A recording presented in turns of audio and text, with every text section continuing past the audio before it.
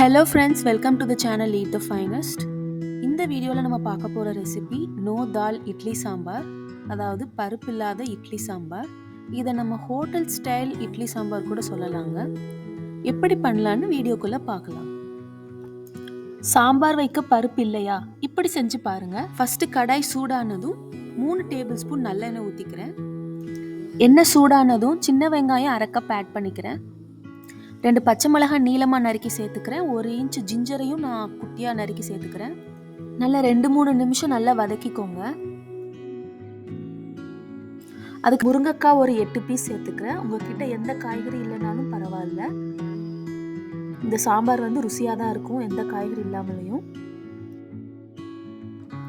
இந்த முருங்கைக்காயோட பச்சை கலர் மாறுற வரைக்கும் நல்லா வதக்குங்க. மீடியம் ஃப்ளேம்லேயே ஸ்டவ்வை மெயின்டைன் பண்ணுங்கள்.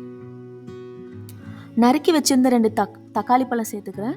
1/4 டீஸ்பூன் மஞ்சள் தூளையும் சேர்த்துக்கிறேன். அப்புறம் தேவையான அளவு உப்பு சேர்த்துக்கிறேன்.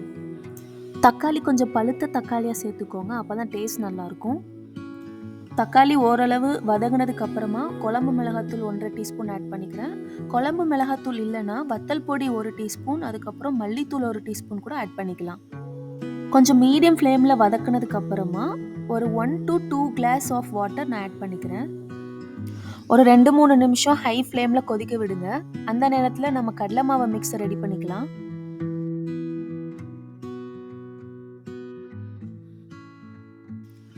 ஒரு 3 டேபிள் ஸ்பூன் கடலை மாவு எடுத்திருக்கேன். அதோட ஒரு அரை கிளாஸ் தண்ணி ஆட் பண்ணியிருக்கேன். நல்லா கரைச்சி விட்டுக்கோங்க, எந்த விதமான கட்டி இருக்கக்கூடாது. இதை விட நம்ம கடலை மாவு ஆட் பண்ண வேண்டாம், இன்னும் ரொம்ப கெட்டியாயிடும். இப்போ கொதிச்சுக்கிட்டு இருக்க சாம்பாரில் இந்த கடலை மாவு மிக்ஸை ஆட் பண்ணிக்கலாம்.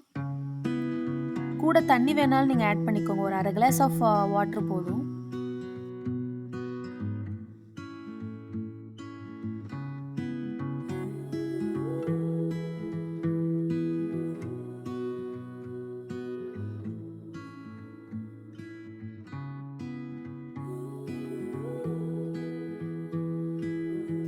நல்லா ஹை ஃப்ளேமில் கொதிக்க விடுங்க. ஏன்னா முருங்கைக்காய் இல்லைன்னா நீங்கள் ஏதாவது காய்கறி சேர்த்துருந்தீங்கன்னா அது நல்லா குக் ஆகணும். கொஞ்சம் கெட்டி ஆகிற வரைக்கும் நல்லா கொதிக்க விடுங்க.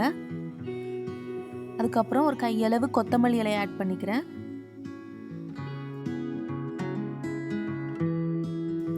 எதிர்பார்த்த அளவுக்கு கெட்டி ஆயிடுச்சு. இதை இறக்கி வச்சு நம்ம தாளிப்புக்கு ரெடி பண்ணிக்கலாம்.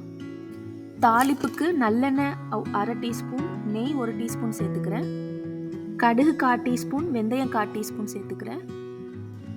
வத்தல் 1 ஆட் பண்ணிக்கிறேன். தனியா பொடி அரை டீஸ்பூன் சேர்த்துக்கிறேன்.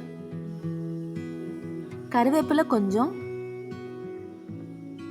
இது நல்லா பொரிஞ்சு வந்ததுக்கு அப்புறம் இறக்கிக்கலாம்.